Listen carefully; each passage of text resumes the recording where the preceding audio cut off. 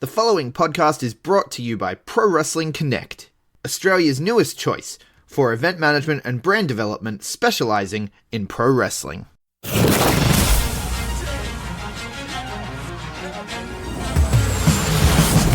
now, the B Plus Wrestling Podcast. Watch global. Support local. It's the B Plus Wrestling Podcast. The moves. B plus. Check it out!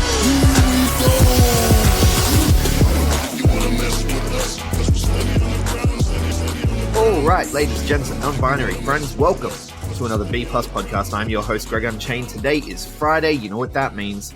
It's our favorite day here on the B Plus podcast. It is Aussie Grapps Day, the day we sit down to take a look at everything happening in the world of Australian professional wrestling. We also like to sit down and speak to an Aussie Grappler or Grappler adjacent person. This week, I spoke to the one and only Jessica Troy ahead of her big match at All Eyes on Troy. The show is named after her.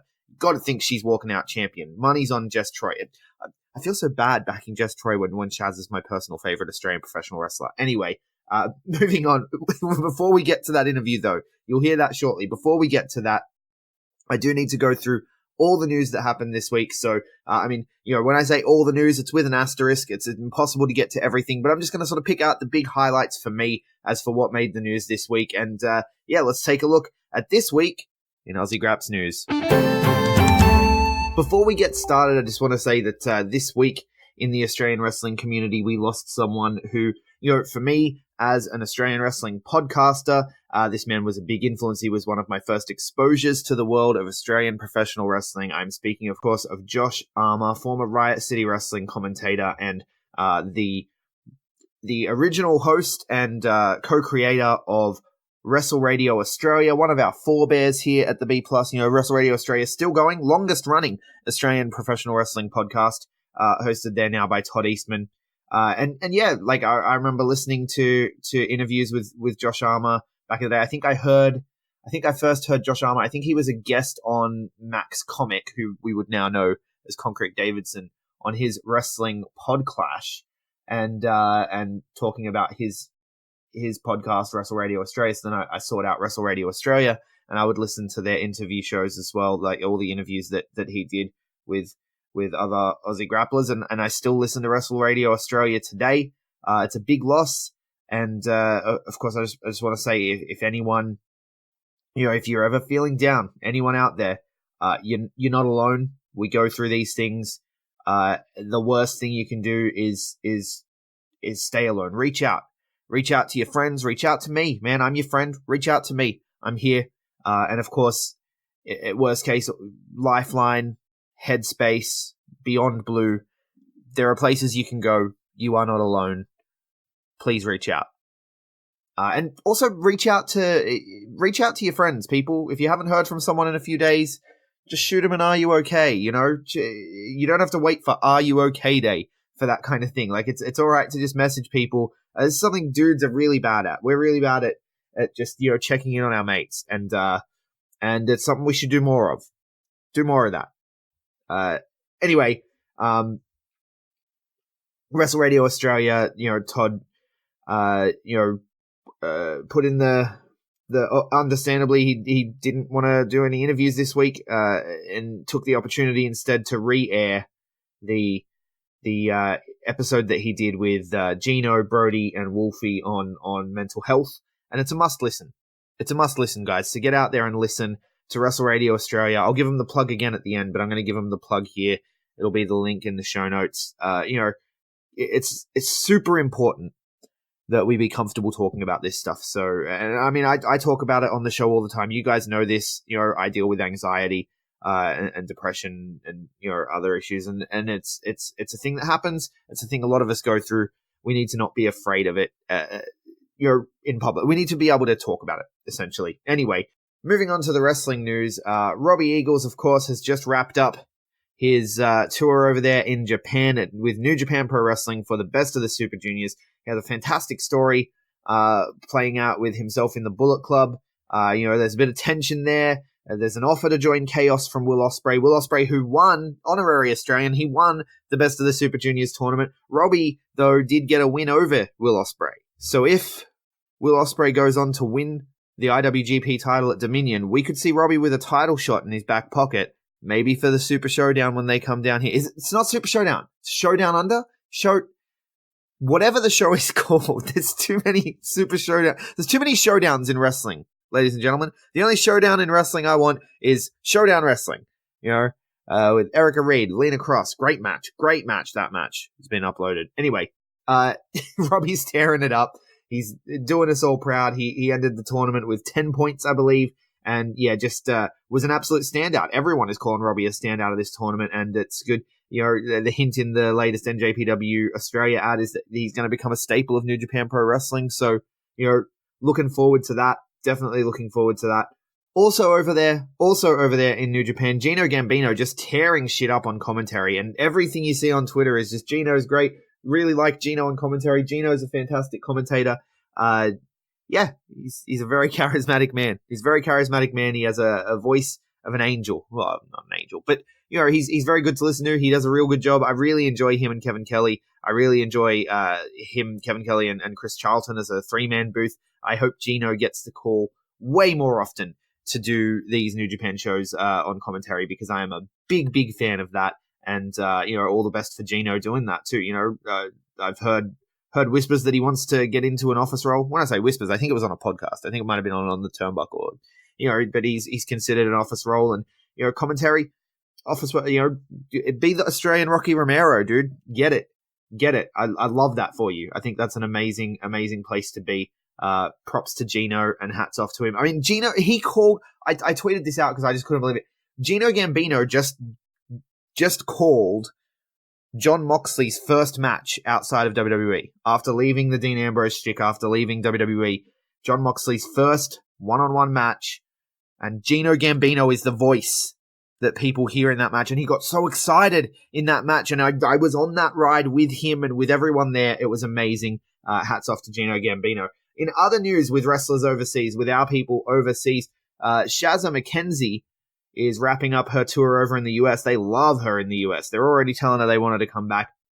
And her last show in the US, she's gone a very, very long way. Still in a joke here from On the Turnbuckle, but she's gone a very, very long way to tag with JXT.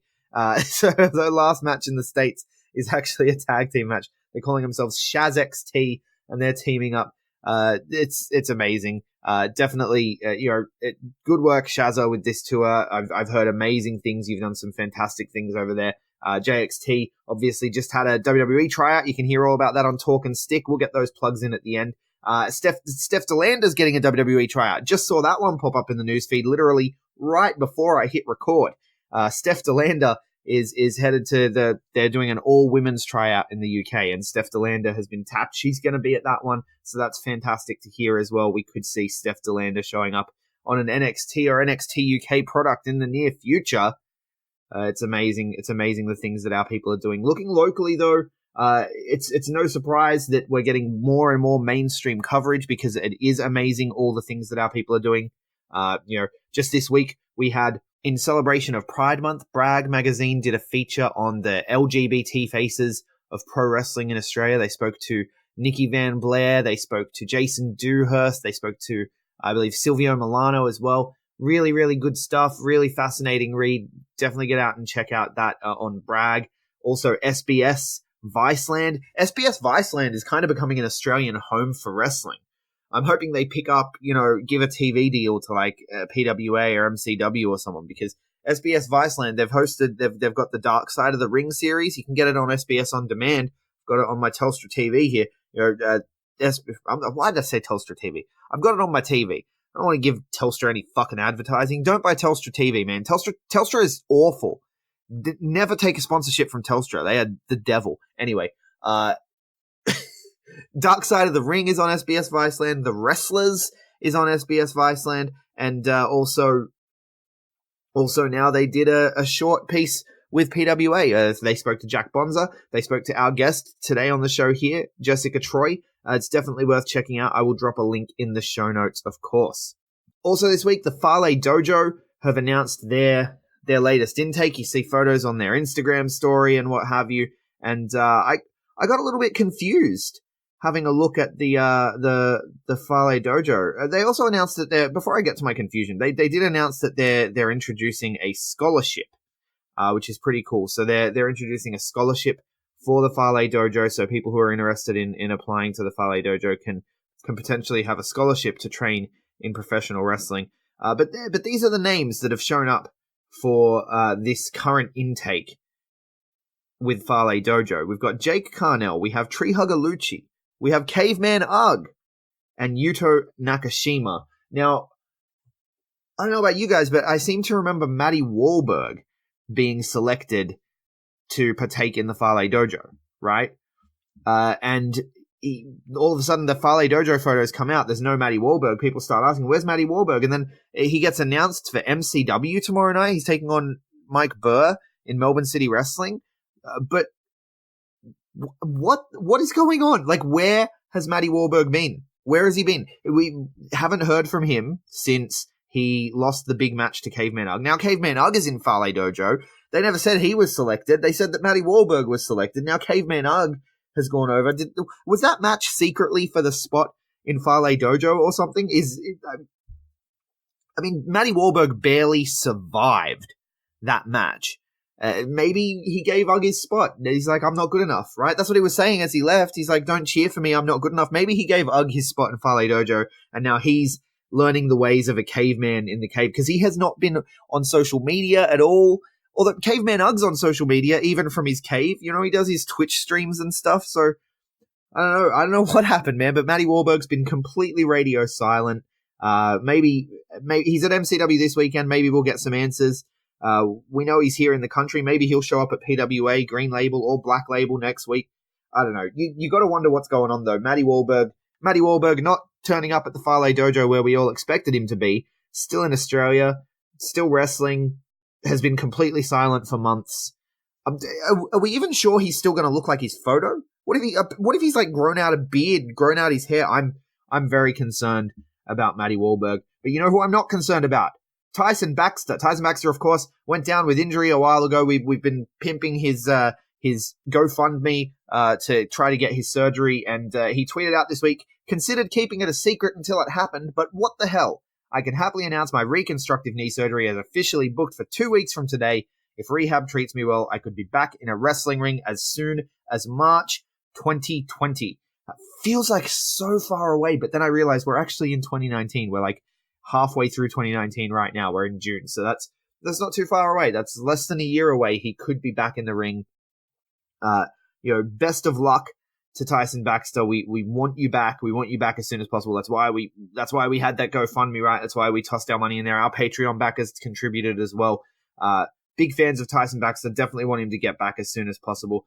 That's all I've got for the news this week, though. I'm keeping it nice and tight, keeping it nice and light, just because I have had a day, and it is well past midnight at the moment as I record this, so we got to get on to the interview with Jessica Troy, talking about her career, talking about all things leading into All Eyes on Troy. And after the break, I will hit you with what is happening this weekend near you. Promotional consideration paid for by the following. Hey guys, just a reminder, if you want to hear all of these wonderful B Plus podcast episodes completely ad-free, make sure you head over to Patreon or Podbean, where we are the featured podcast this week. You can subscribe for as little as $1 a month up to $10 a month, where anything you want to help us with, it really helps out. It's going to help us grow the site. It's going to help us redesign some things, and everything that we get through this and through the advertising as well is all going straight back into the podcast so that we can get Aussie Grapps out there for the rest of the world to hear about, for the rest of the world to see, so we can grow this mission of watch global, support local, and build indie wrestling. So if you want to be a part of that and get some really cool rewards like call-in shows, bonus episodes, ad-free like I mentioned, then head over to patreon.com/theb+ and subscribe today.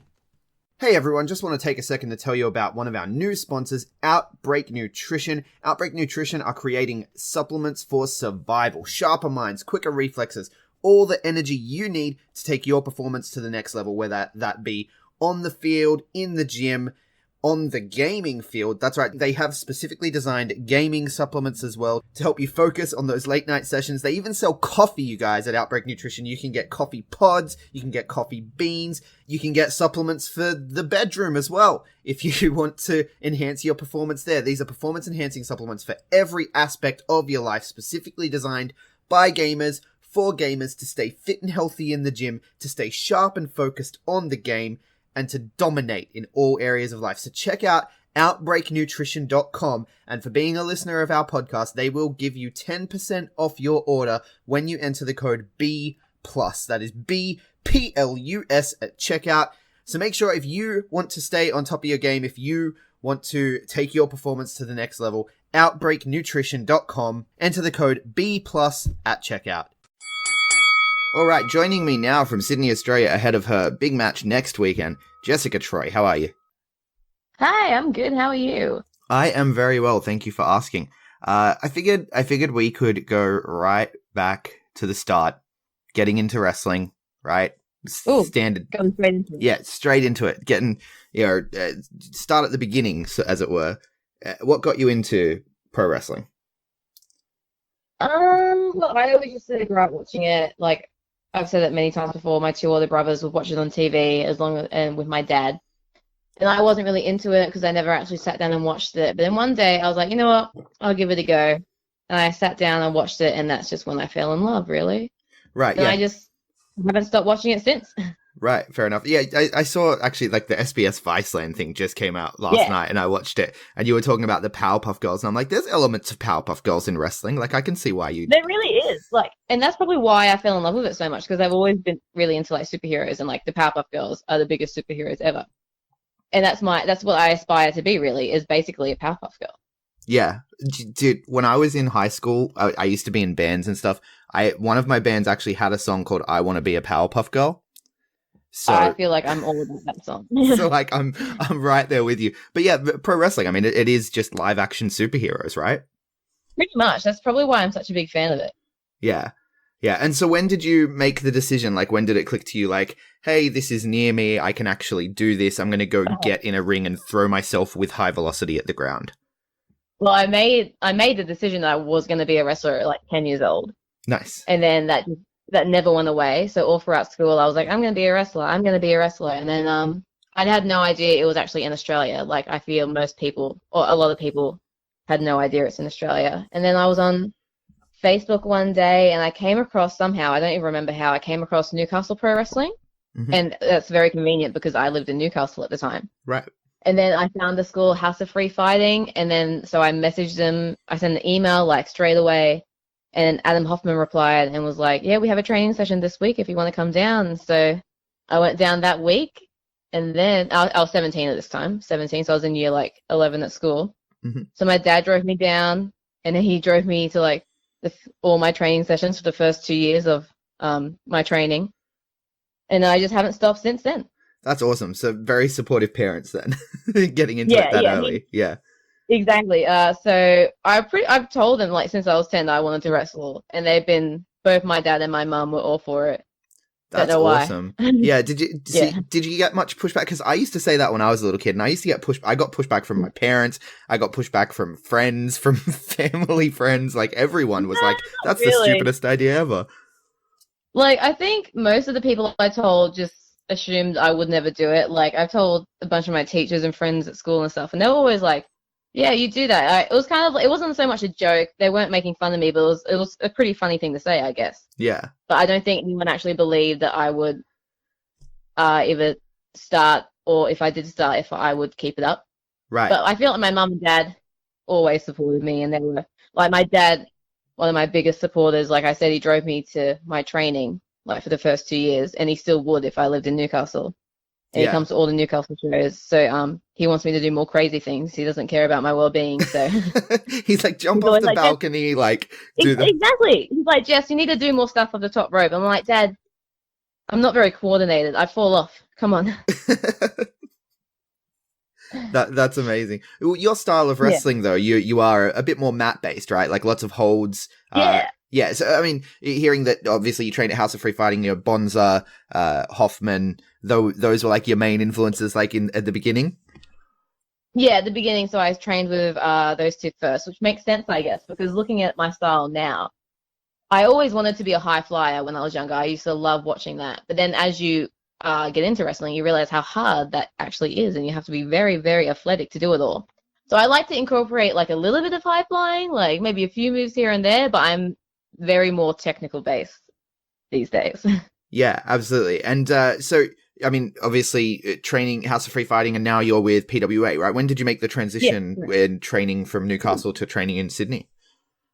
I've been saying 2 years for a while now, so maybe it's coming up to 3 years. Right. But maybe 2.5 years. Yeah.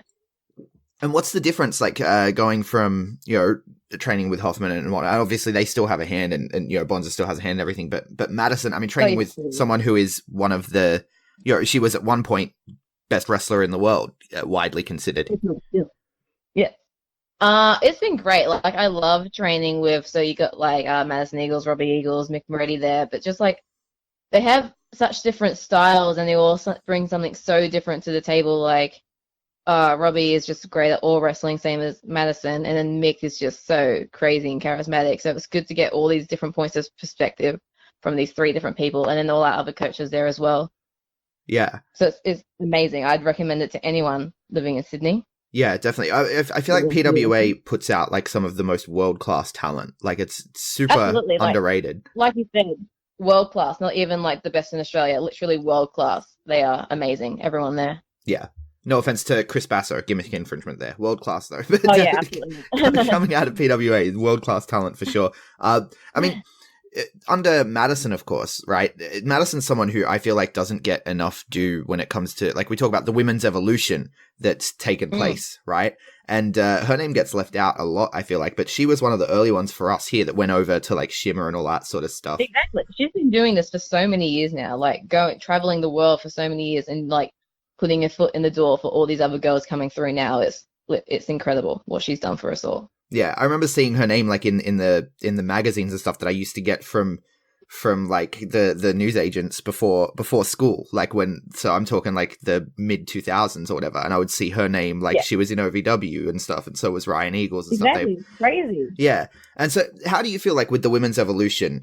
Has it changed much locally, or has it kind of always been like that here where women are sort of, because I feel like PWA has always been PWA and Newcastle and stuff have always been very equal in that way. Yeah, they definitely have been. They've been very equal, but recently I don't know if like more people have noticed it from like more mainstream media and mainstream wrestling, but I feel a lot more girls are actually getting into wrestling now. That's what I've noticed anyway, because like when I started, it was me, and you had Charlie Evans, of course, but then above us was Shaz McKenzie, Madison Eagles, Holly Wonderland, and that's, about it. But now there's so many more girls, like, on shows coming up, and then there's so many girls, like, at training. It's just completely different. I feel like they're not so much more comfortable, just feel a bit more, like, empowered to join, I guess. Right. So that's really cool to see. Yeah, that makes a lot of sense. Because I see a lot of, like, there's been a lot of debate as to whether the women's evolution, because WWE like to take credit for it, right? And so it's like, was there a groundswell from the indies, or was it WWE? And it feels like maybe it's kind of a bit of both even. Yeah, I definitely think it's a bit of both. Like, the indies have always been, well, like, a lot of the indies has always been really opening to girls, what I've noticed anyway here in Australia. Don't know if it's the same in America, but anyway, over here it's really opening and welcoming for women in wrestling, so that's really good to see. Yeah, absolutely. Like, I remember I trained for a while at Australian Pro Wrestling Gym, and I came in with Lee was in our group when we started training, and it was very much just like everyone gets treated the same. You do the same things. Exactly. Hit each other hard and do what you got to do. Mm-hmm. Yeah. Treated the same as the guys there. Yeah, and so you came up. You mentioned Charlie Evans, the Floozies, and you guys. You guys have a bit of a history. You did the whole dual title reign, right?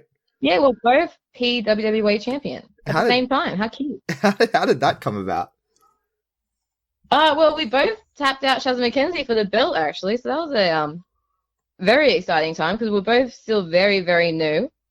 And we were in a triple threat match, I believe, against Shaz McKenzie, who was the champion at the time. And I got on the armbar, and Charlie put on some other leg hold or something, and then she tapped out. So we both got the belt. Right.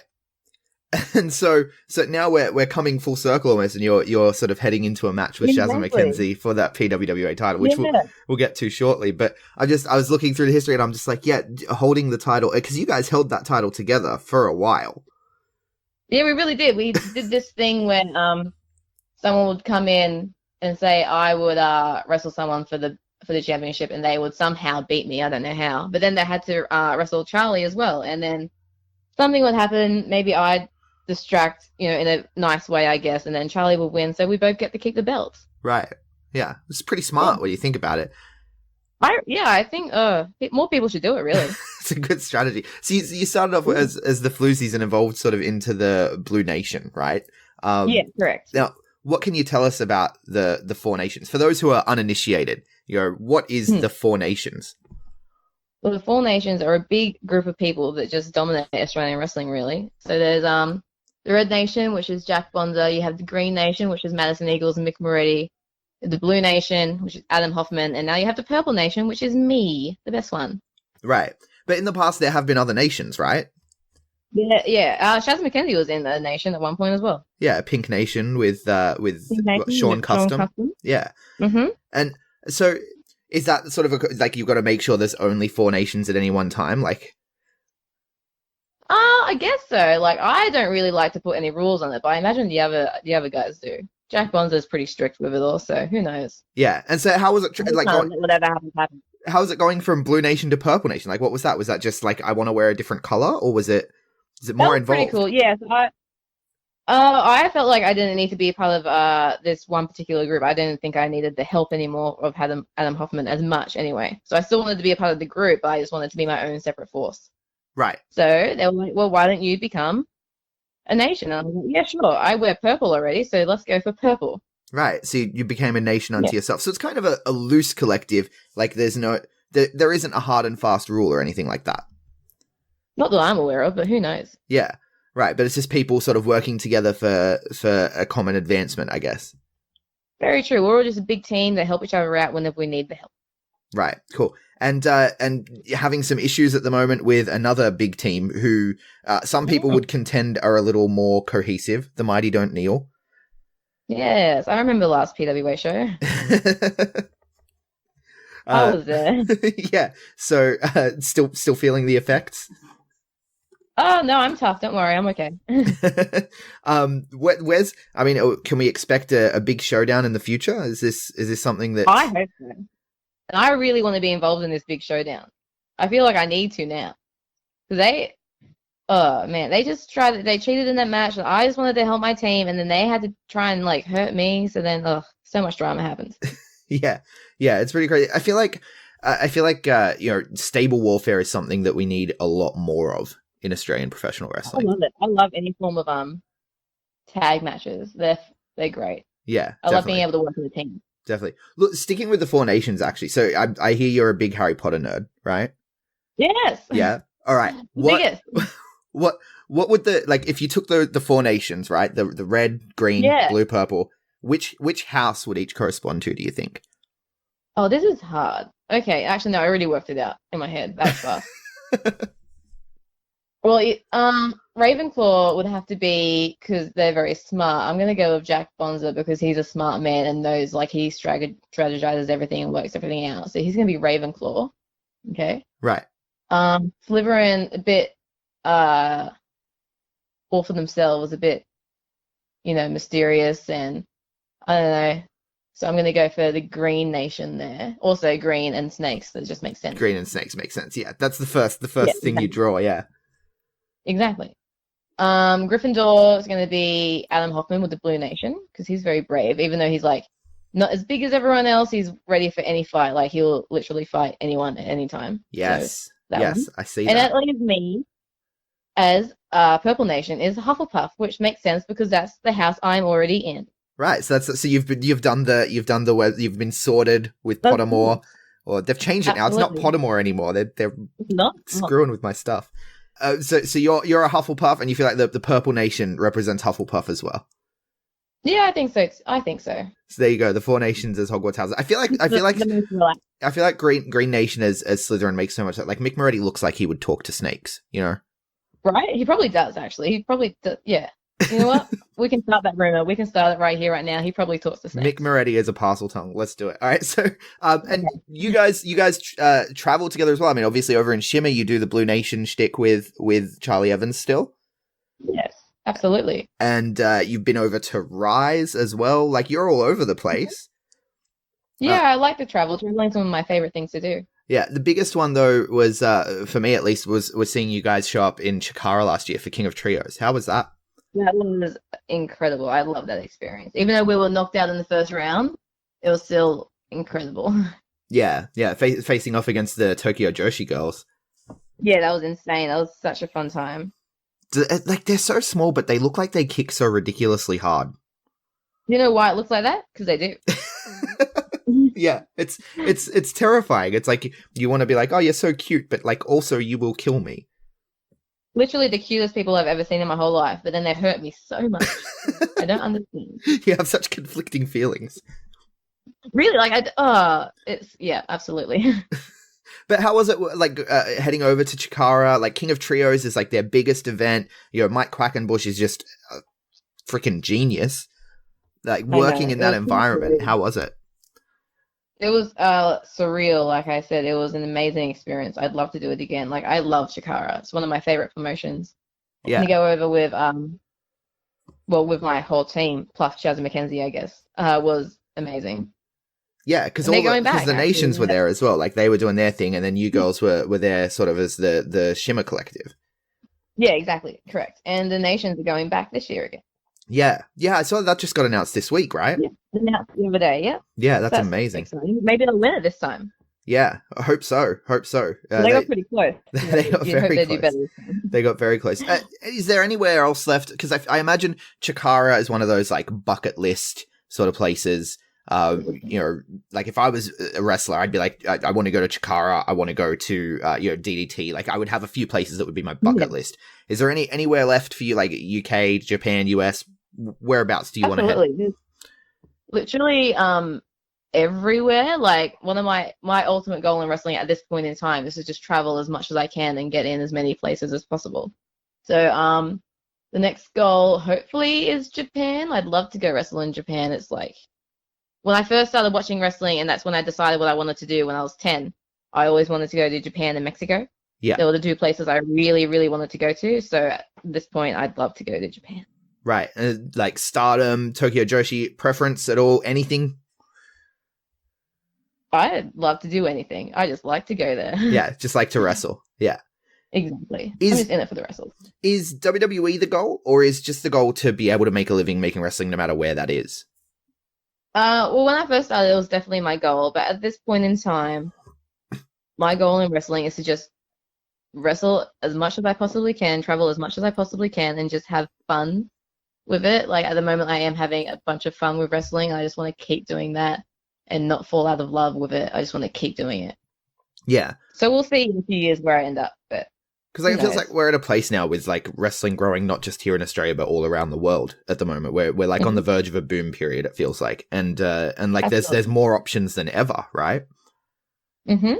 Yeah. Everywhere. Like, people are going to the UK, people are going to Japan, people are going to WWE. Everywhere. There's so many options for people out there, and I don't know. There's so many options for it, so I'm like, I don't know which one I want to do ultimately. So let me just test them all out, and then we'll see where I go from there. Yeah, definitely. How surreal is it seeing like peers that have like come through the same training center as you wind up on WWE TV?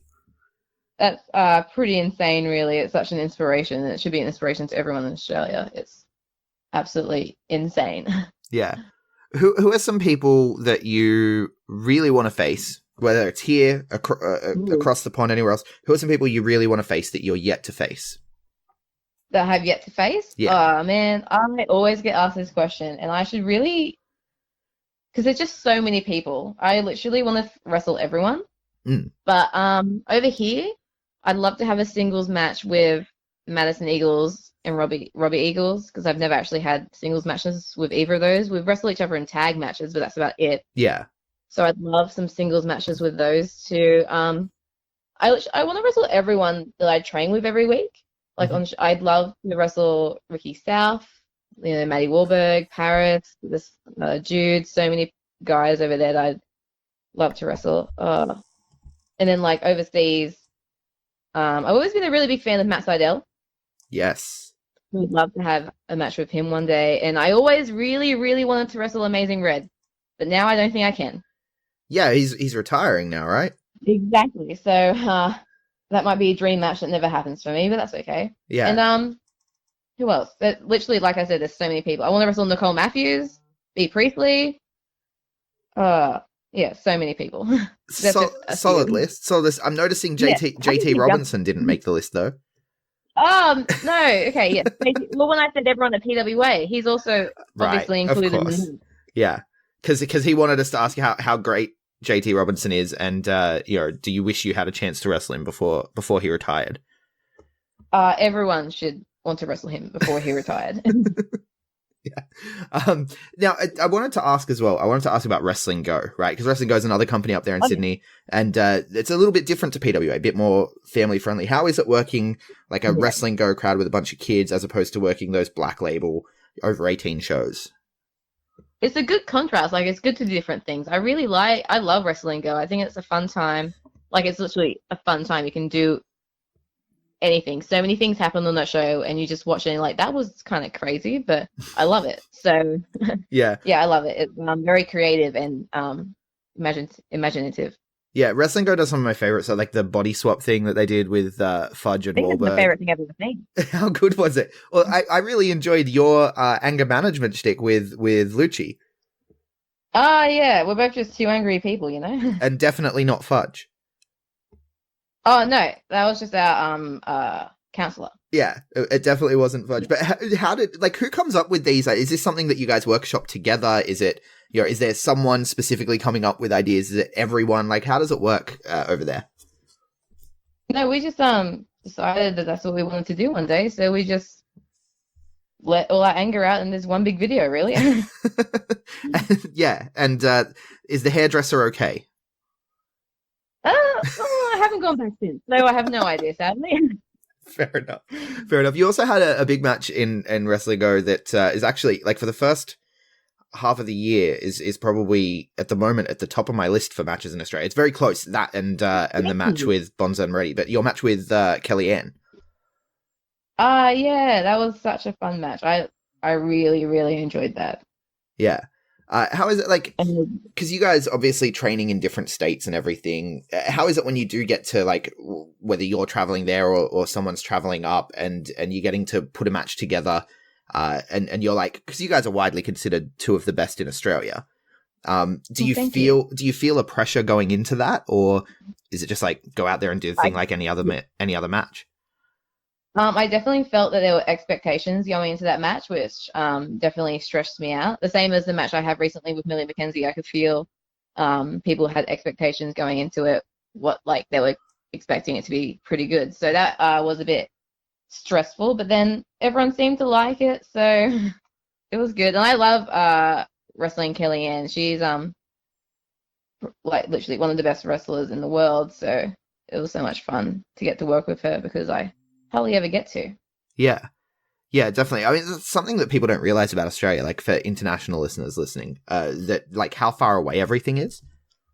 Yeah, well, Australia is basically the same size as America, so yeah, but with like way less people.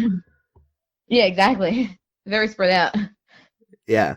And so I feel like internationals, when they come here, it's like a big shock, like how far it is between shows and stuff. Like Millie McKenzie having to go from Sydney to Melbourne and all that stuff. It's pretty crazy. But we're getting more and more people here. Like I said, we're experiencing kind of like a boom, and there's so many new pathways to success. How is it sort of living through that and noticing it, like going from having a show a month or two shows in a month to being like you're working pretty much every weekend, in some cases now? Yeah, no, absolutely. I think I am working every weekend until the end of the year or something. So I have, like, this month there's still so many more shows, and it's so exciting because I just love wrestling.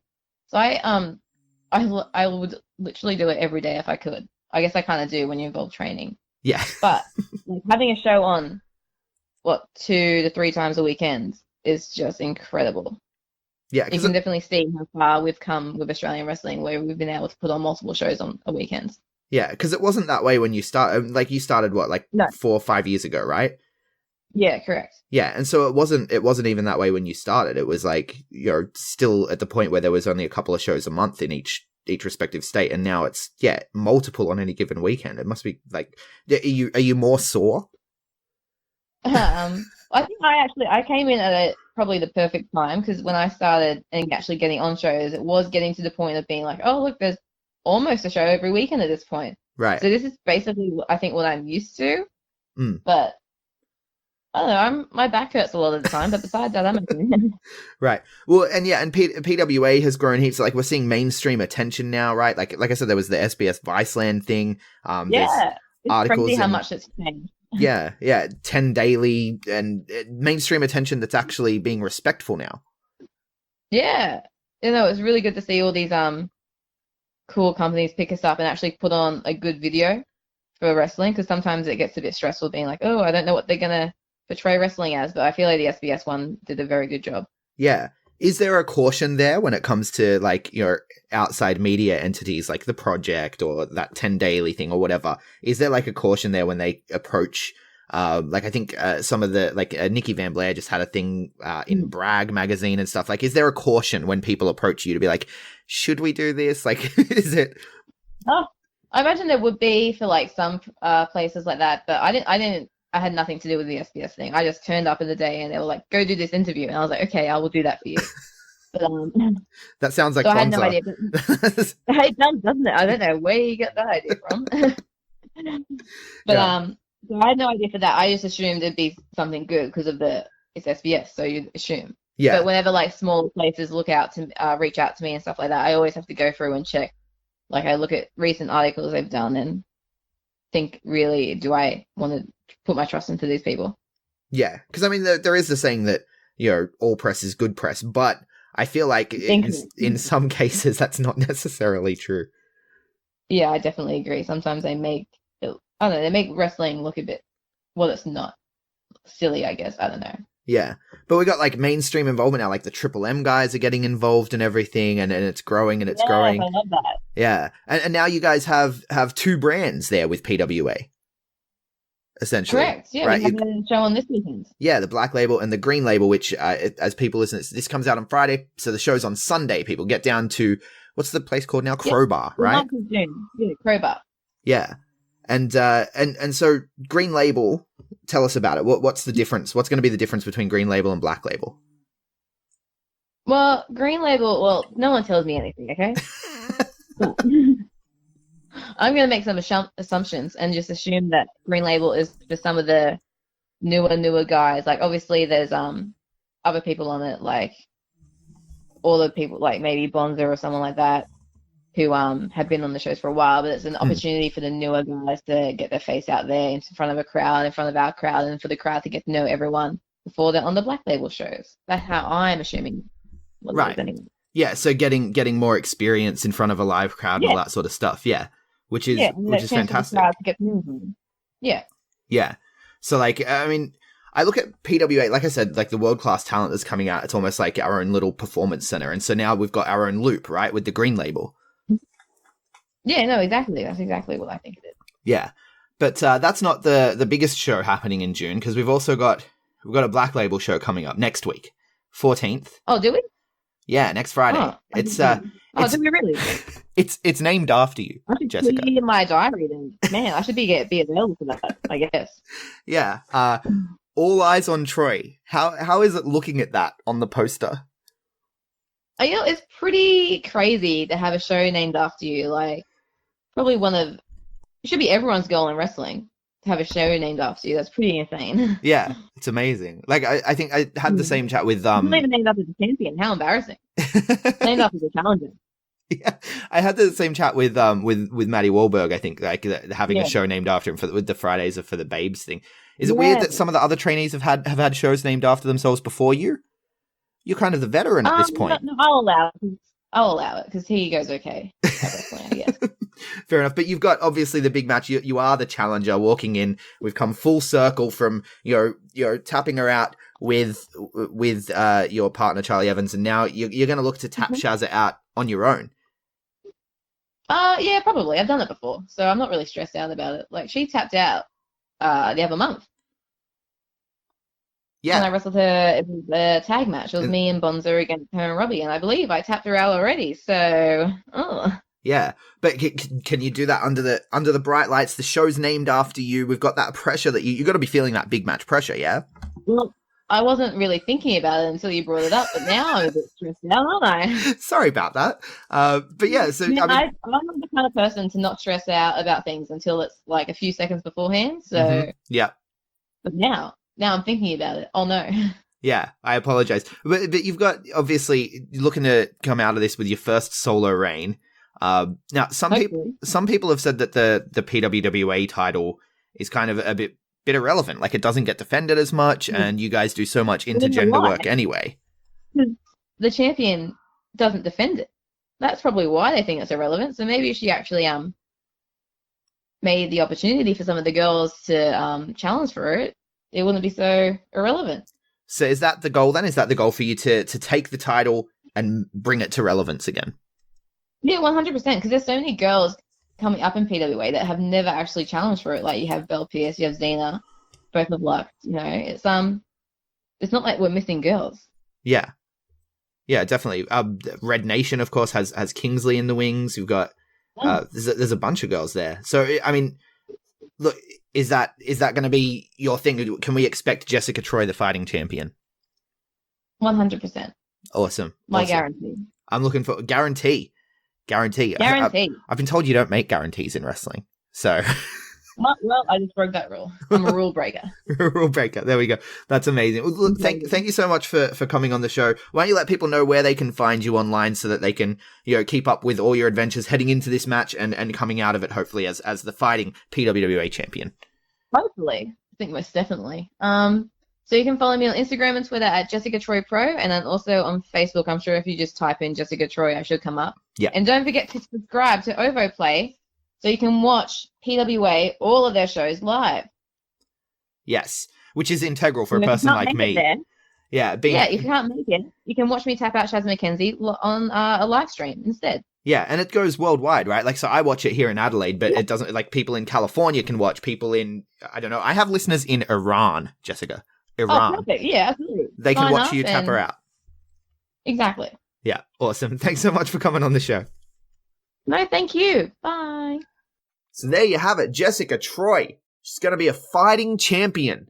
All eyes are on Troy next week, but this weekend we have PWA Green Label. But before I get to that, if you liked that interview and you like Aussie Grappler interviews in general, as I said at the beginning of the show, Wrestle Radio Australia, rest in peace, Josh Armour.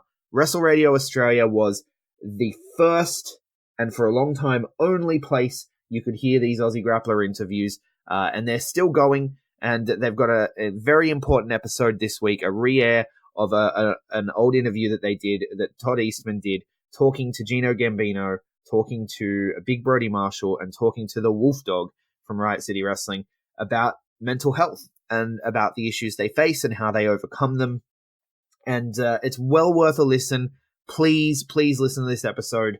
I do believe that WRA merch, even all the proceeds from merchandise that he gets goes to Beyond Blue and mental health organizations. So Wrestle Radio Australia are definitely a group to support, and this is a very important episode that everyone should hear. Reach out, people. Reach out.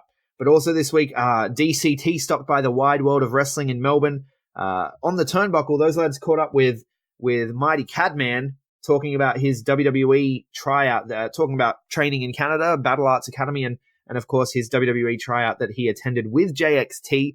JXT has his version of events with the WWE tryout, including a bit of a chat with William Regal that he may have had, and that takes place on Talk and Stick. Links are in the show notes below, but check out all of those. And this weekend, guys, things for you to check out starting over across the pond in New Zealand. PWE present Collision Course this Saturday night at Mount Maunganui Intermediate. Brown Magic, Lil Ted and TKD will be in action. James Shaw, Will Cutting, and Alfred Valentine face off over the Anzac Championship. Candy Lee defends her PWE Women's Championship against Grace Lightning, and much, much more. Tickets start at $10. Elsewhere, IPW present Winter Warfare at the Mount Eden War Memorial in Auckland.